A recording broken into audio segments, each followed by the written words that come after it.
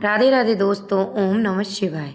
भोलेनाथ कहते हैं कि जो मनुष्य हर समय चिंता में डूबा रहता है वह एक कहानी अवश्य सुने।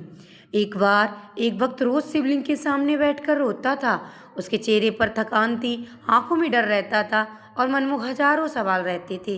वह रोज भोलेनाथ से कहता, भोलेनाथ सब कुछ है पर मन को शांति क्यों नहीं मिलती। एक दिन उसने शिव जी से पूछा, प्रभु मैं हर काम करता हूँ फिर भी चिंता मेरा पीछा नहीं छोड़ती, क्यों नहीं छोड़ती प्रभु। तभी आकाशवाणी हुई और भोलेनाथ बोले, बस चिंता उस बोझ की तरह है जिसे उठाने का अधिकार मैंने तुम्हें नहीं दिया। भोलेनाथ ने कहा, तुम बीज बोल सकते हो पर फल कब आएगा ये चिंता तुम्हारी नहीं है। तुम कर्म कर सकते हो पर परिणाम को पकड़ कर बैठ जाना ये तुम्हारा धर्म नहीं है।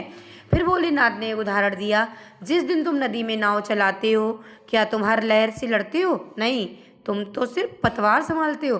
चिंता लहर है और विश्वास पतवार है। भोलेनाथ जो मुझे मान लेता है उसके जीवन से समस्याएं कम नहीं होती पर डर खत्म हो जाता है, क्योंकि उसे पता होता है जिसका हाथ शिव ने पकड़ लिया उसे कोई गिरा नहीं सकता।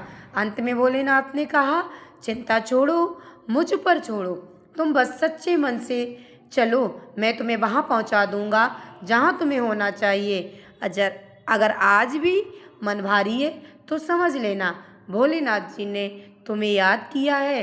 बस तुम कर्म करते जाओ, फल की इच्छा मत रखो। जब भी चिंता होगी तो समझो कि भोलेनाथ तुम्हारे साथ हैं और तुम्हारे लिए कुछ नया ही सोच रहे हैं।